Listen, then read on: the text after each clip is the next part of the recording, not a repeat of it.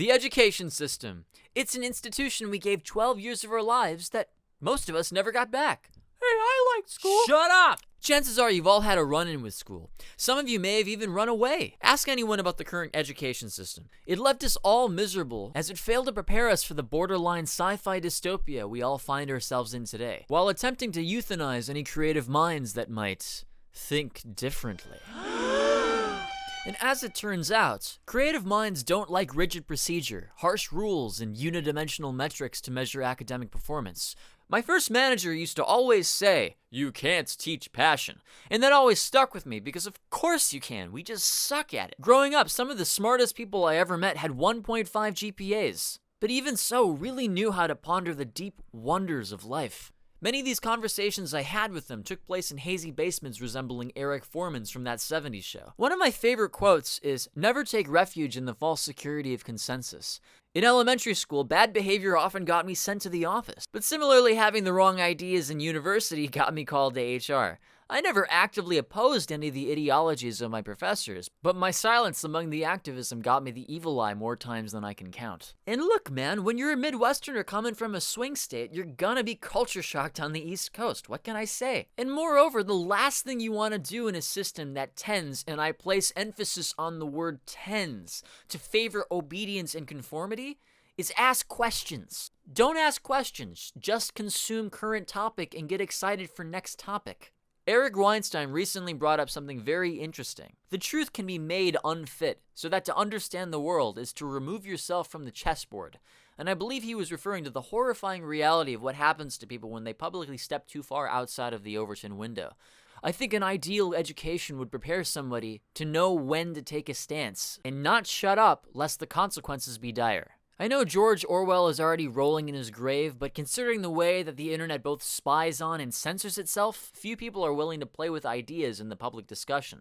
I know I sound a little crazy here, but if enough people believe humans are blank slates and completely malleable beings, what kind of powerful psychopath wouldn't eventually try to mold humanity into whatever image he wanted?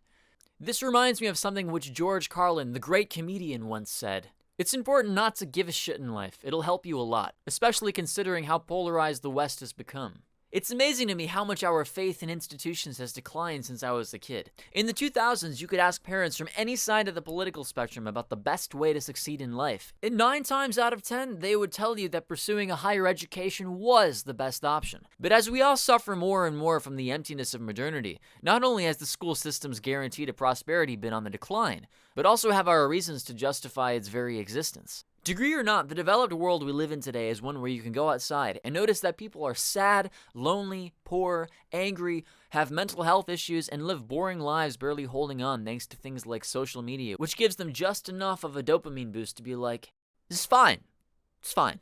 This sedation of the masses, aided by prawns, screens, video games, and whatever, copium as some might call it, has kept many from realizing how bad things have actually gotten. But one thing's for sure, education didn't do a damn thing to prepare them for this. After considering this question for years, I found that the only person capable of managing my own education is myself. You see, I was a good student only because I found ways to study without studying. I used video games to study French, random YouTube videos for math and science, almost like I could learn on my own if I wanted. But what would happen if we turned people on to the idea that education can be self-directed? Because that's what education should be about, learning what you want to learn. The common perception is that a decade of vigorous study in school should be enough for companies to recognize your economic value and allow for things like social mobility. But instead, job sites like LinkedIn have only become a hair different from nightmares like Tinder, where the quick apply function allows for resumes to pile up so much in their inboxes that they're spoiled for choice. Education as we see it now isn't a personal experience. It's a system. It's something you're supposed to be finished with at the ripe age of 18 or 22 or 24, whatever, everyone's different. A defined finality to your learning where you enter your vocation and no longer need to learn ever again because you're ready to do the same task for the rest of your life, I guess. Funnily enough, while no child has ever done anything to deserve a 12-year sentence to the school system, we all have to. And for what? What even is education after all? With companies constantly whining about how they'll never find that one perfect person to fit a specific position that opens every 5 years, one would logically start to consider memorizing facts as a complete waste of their goddamn time. The repetitive motions of going to class after class breeds thoughtless automatons, useless both to his community and to himself, all while unable to get hired. Hey, automaton, how about that meaning of life, huh? Oh my god! Chapter 1. Putting it mildly. Well, in our modern era, education is built for one goal. Going to college. Going to college. Alright, just take a look at this statistic. Wow, go to college, they said. How do you take such a simple idea like getting a child a basic education and turn it into a completely fucking broken one? Colleges prep the students as much as Wall Street prepares the middle class for the next financial crisis. Whoops, did I just say that out loud? We should be accounting for the 50% of people who don't want to be in school anymore. Or even if you're fortunate enough to have gotten into a good school, unless you come from that rich family willing to give you a leg up, you're already taking a risk of plunging yourself into debt at the age of 18. 18! Anyone here is older than 22 will realize that 18 is an age when you barely know how to buy toilet paper in the right amount. A university education providing a 50-50 chance of proper employment is not a guarantee of a better life. It's called a risk. And if accreditation could be extended elsewhere where young people could get hands-on experience at an earlier age without having to deal with the bloated system, I'd imagine we'd at least get somewhere in the struggle of gaining enough experience to get into any domain or field. Imagine if teenagers had options that would expose them to real-life skills. I mean, classes like computer science are okay, I guess, but who the fuck is going to use chemistry after they graduate, other than chemists? And then people will get fed up and drop out, get reactions like, oh my god, you didn't go to school? Oh, you're stupid or something. No, I just hate wasting my time on shit that isn't helpful to me. Thank you. So not only do you deprive kids of time they could be spending doing something they want, but you also saturate the job market due to the popularity of degrees.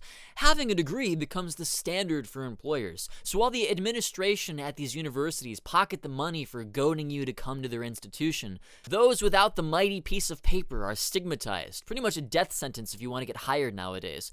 Isn't it just a little sad how the value of people who should be getting degrees is watered down by others who would have been better off in a trade school or something? I know that you have a functioning prefrontal cortex and that you know practical knowledge beats theoretical knowledge, but like I said, we don't even have a good way of understanding how to get to a proper education properly. I think because no one can answer this question, the system is a mess.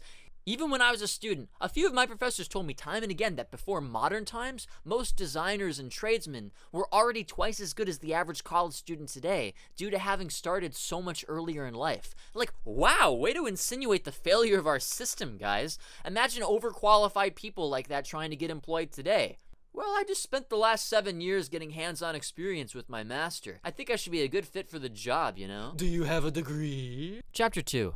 Killing the desire to learn. Sometimes when I read books and pieces of literature from 100 to 150 years ago, it seems like people were just better at writing, or maybe even smarter. But considering our obsession with progress and education in the modern day, does anyone else feel like we have an unearned superiority complex towards our ancestors? If you take a look at someone like G.A. Henty's work, a late 19th century children's book author, it's a little hard to believe that 1890s literature, as dense as this, was written for children. Whereas the average kid of the same age today is more likely to read Diary of a Wimpy Kid. And if you think this was only the smart people at the time, others have brought up that if you look at letters people used to send each other during wartime in the 19th century, that language too is more dense than what you see today. Why do people hate learning though? Well, duh, it's because they hate school. Even popular culture teaches us that school sucks and that the coolest people are the ones who skip. Anyone heard of Ferris Bueller's Day Off? I hated school. And I only did well because my dad held me at gunpoint. Dad, sometimes I just want to snap on my teachers for how mean they are to me. You snap on your teacher, I snap your neck. The most creative people of the last 100 years seem to have a habit of not doing well in school. John Lennon, one of the best songwriters of his generation, was a class clown, while Quentin Tarantino dropped out at 15 to work at a video store, to take acting classes and write screenplays in his free time. Even Albert Einstein dropped out at 15 because he knew there wasn't enough room for free thought. The pattern with them is having a passion or something important enough that they drop their education for it. Real learning is best when it's either self-directed or at the very least hands-on experience that will help someone later in life. But I have a positive story for you guys today. Oh my god, Tantris, someone's being positive. Shut your mouth! So, in my own education, something you probably already know about me is that I learned French out of my own self-interest. I used to read about the Impressionist painters, like, Edward Monet, Van Gogh, but Van Gogh is post-impressionist, because I always thought they made the most beautiful art in the Western tradition. I was lucky because my French teacher was a passionate lady who did everything in her power to instill the same passion in her students. So first day, first semester, freshman year, I opened up the French textbook with a bunch of funky words I didn't understand. Comment ça va? Bibliothèque, planche à voile, voulez-vous coucher avec? What the fuck? I didn't get it. But then I did. Instead of actually using the textbook, I intuitively thought, fuck that, and went online to look up how to understand the mysteriousness of the French language. The internet was still kind of primitive back in 2012, so you could just type into ChatGPT and get a thorough explanation on whatever you wanted. You had to look deep into the internet, and for me it quickly turned into going on forums to meet French people interested in learning English for a language exchange. I actually met one of my best friends during this time, and we immediately started a correspondence where we'd teach each other words. My teacher started noticing that I was dozing off in class and would be a little perturbed until she saw I'd finished my worksheets. She'd be like, wow, clearly you know what you're doing. Which I didn't. But thanks to actually using a skill and not studying it for the pressure of a test score, I went from knowing nothing about the French language at the age of 14 to placing pretty high in national testing when I was 17. And I didn't even really care because I learned it for fun. Look, I get all this exposure to these subjects might breed curiosity in a child. I'm just saying that encouraging self-direction could be helpful. Alright, so let's take the Renaissance for example. If you wanted to learn something at that time, provided you had the means, you chose a master in that field and became their apprentice. Even Leonardo da Vinci, one of the most famous artists of all time, fucking painted the Mona Lisa. Started as an apprentice for Andrea del Verrocchio, under whose supervision he learned how to paint.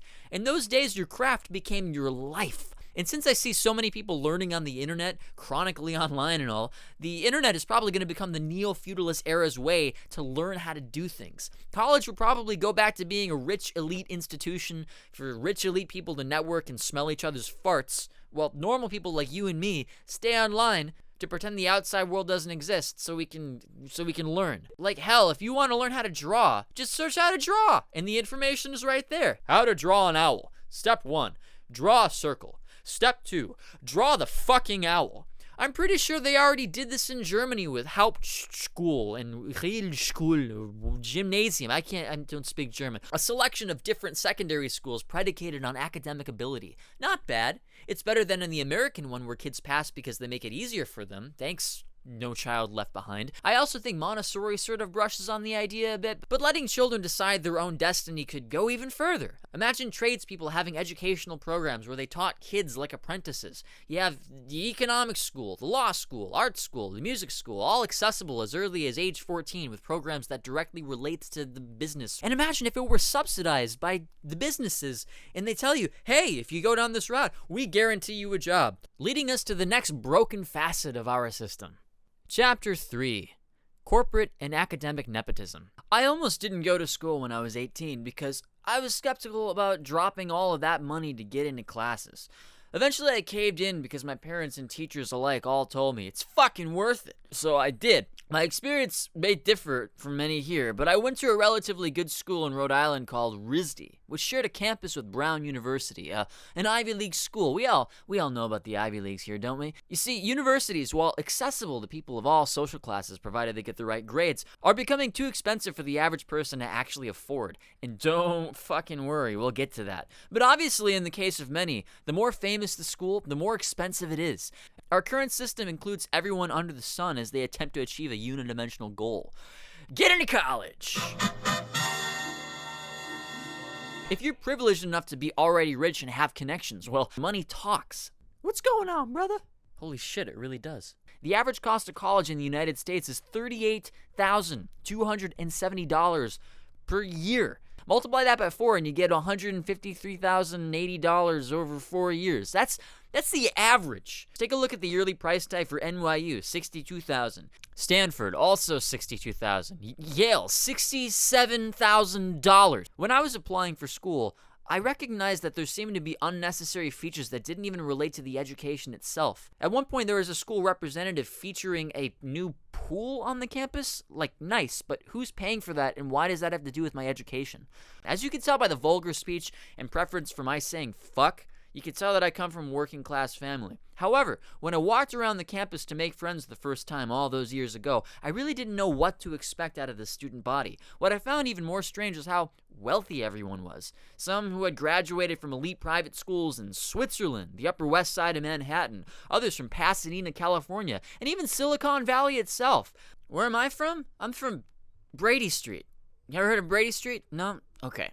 Also, feeder schools are a thing. A high school that contributes a large portion of students every year to an elite university. I mean, about 5% of Harvard's student body is made up of students from 7 high schools in the United States. 40% come from a private high school. Also, kids these days are throwing around the term figly, meaning first-generation low income. Considering my background, I was basically that. My family were Polish and German immigrants who settled in the Midwest to farm and valued hard work over going to school. You know, that Protestant work ethic? And generally, corporations hardly even care what your degree is anyway. They care about who you know. All right, so here's something y'all get a kick out of. So I live in Japan, and I've gone out drinking many times in Shinjuku, pretty much the center of Tokyo, over the past year to, blow off some steam and meet new people because it's close to Waseda University where the young people hang out.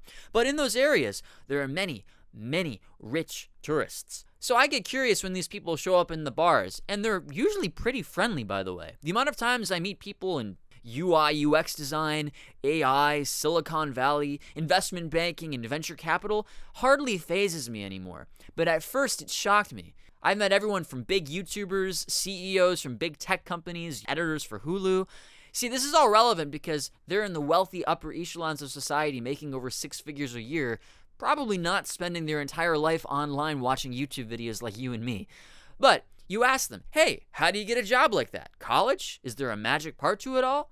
So when I talk to them about my decent education, many a time they're actually somewhat impressed. But when I tell them my experience has been fuck all trying to find work in my industry, the reason they always give me is, oh, but you're not known. That's probably why you're not landing anything right now. Really? That's what I should be worried about. Who I know, more than what I know. See, to me, that always feels like a true mask-off moment. I know they don't mean it that way, but it's becoming confirmation that college itself is not the only answer. It's connections and networking. Who's going to introduce you to the next guy, to the next guy, to the next guy, to the next guy, so that you can land that one opportunity. And if you're generally competent enough, you're in luck. If not, then you're fucked. Chapter 4. Administrative and bureaucratic bloat. Remember the question I keep asking? What is the purpose of education? When you don't know the answer to that question, it allows institutions unrelated to the classroom itself to slowly metastasize for its own needs. That's to say, administration. The reason schools focus so much on testing is because the administrative part of the school can get more money into their pockets. We're about to discuss what's commonly called bureaucratic bloat, or the idea that too many unnecessary internal positions are causing everything from corruption to budget problems. Wes Cecil, PhD from Indiana University, points out that 80% of modern education problems have nothing to do with education itself, but instead administrative bloating. Dr. Mark H. Shapiro, physics professor at the University of California, notes that student services and administration grew more than instructional spending from 2010 to 2018. Student service spending rose 29%, and administration costs rose 19%, while instruction only 17%. Dr. Shapiro also says that between 1976 and 2018, the number of full-time faculty employed at college increased by 92%, while student enrollment increased by 78%, but full-time administrators and other professionals increased by 164% and a whopping 452% respectively. Logically speaking, a lot of these additions are completely unnecessary, but many administrators have to justify their existence by making new but probably unnecessary procedures and regulations which suck up funds. Likely one of the region's colleges have, depending on which state you live in, become anywhere from 4 to 8 times more expensive than as recently as 30 years ago. Isn't it a little funny how I started this video talking about the difference between practical and theoretical education, and now we've gotten to the point where education isn't even part of the problem anymore? So if the Western world wants to maintain the consensus that school and colleges are even worth it anymore, then both administrative and academic roles will need to be downsized quite a bit. But we're also going to have to address the issue that the pretty piece of paper only grants access to 50% of jobs, who probably won't even take you in the first place, due to the nepotism I spoke of before. This rabbit hole goes much deeper, so for today, ladies and gentlemen, this is my 2 cents on the failure of education. Hey, thanks for supporting my work. By the way, Jack and I are happy to announce that our new song released today. If you're into the feels, you're in for a surprise. There's a link in the pinned comment below. Jack and I really appreciate it when you guys take a listen to our work. Seriously, thank you so much.